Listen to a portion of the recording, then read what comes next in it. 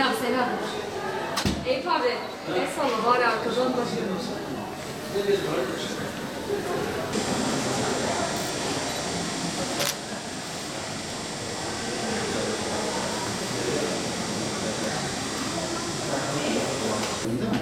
Tamam, orayı siliyoruz şimdi. Açıyorsun. Aç ağzını. A yap bakayım bu kocaman.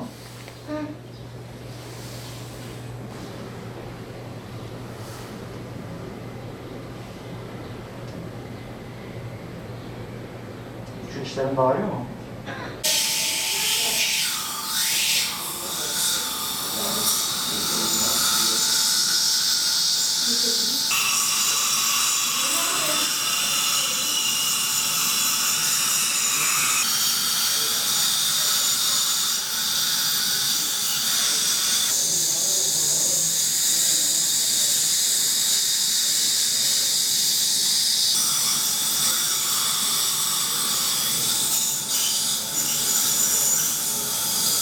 Elbette ufak tefek aksilikler oldu veya bir takım istemediğimiz şekilde süreçlerde uzama yaşadık. Ama hepimiz takdir edersiniz ki biz bu hastalığı eğer sahada durdurmasaydık hiçbir yerde, hiçbir şekilde, hiçbir sağlık hizmetini alamayacak duruma gelecektik.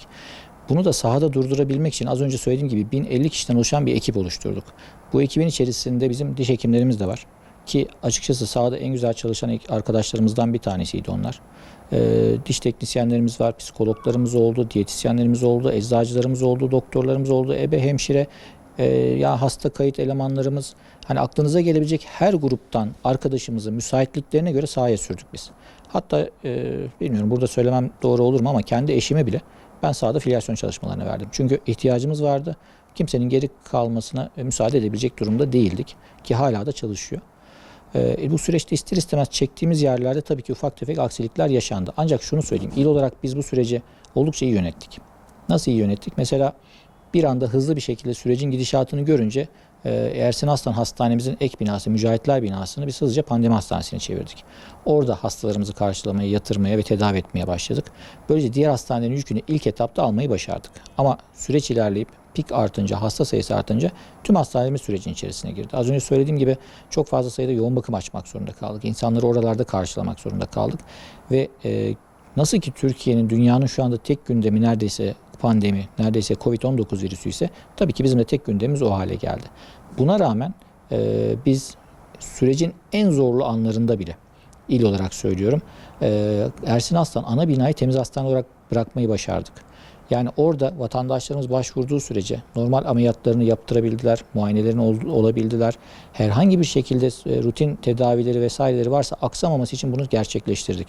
Bu zor bir süreçti, diğer hastanelerin yükünü arttıran bir süreçti ama bunu biz başarılı bir şekilde yürüttük. O yüzden de ana binamız en büyük hastanemiz olduğu için Ersin Aslan'la biz bu süreçle ilgili temiz hastane uygulamasını devam ettirdik, hala da ettiriyoruz.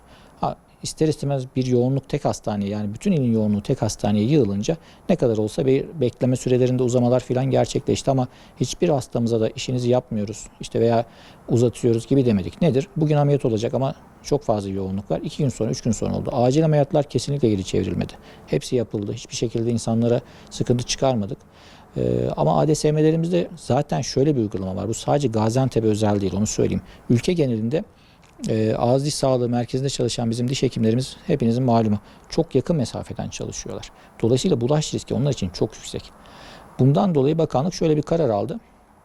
Merkezi hasta randevu sistemi üzerinden, MHRS dediğimiz sistem üzerinden randevuyla çalışılması kararı alındı. 45'er dakikalık aralarla, bu da şundan dolayı hem vatandaşımızı hem personelimizi, doktorlarımızı koruyabilmek adına alınan bir karardı. İçerinin havalandırılması, temizlenmesi, ortam hijyeninin sağlanması açısından bir süreydi bu. Ondan dolayı tabii ki ister istemez randevularda sarkma oldu. Bir dediğim gibi zaten bir bölümünü sahada filyasyonda çalıştırıyorduk. Şu an filyasyon ekiplerimizin sayısını düşürdük biz. Dolayısıyla ADSM'lerimize de geri dönüşler başladı. Hekimlerimizin geri dönüşleri başladı. Süreçle ilgili biraz daha farklı bir uygulamaya gidiyoruz. Artık bundan sonra tahminim öyle çok fazla bir bekleme, kapıdan dönme ya da çok uzun sürelere randevu alma gibi süreçler ortadan kalkacak inşallah.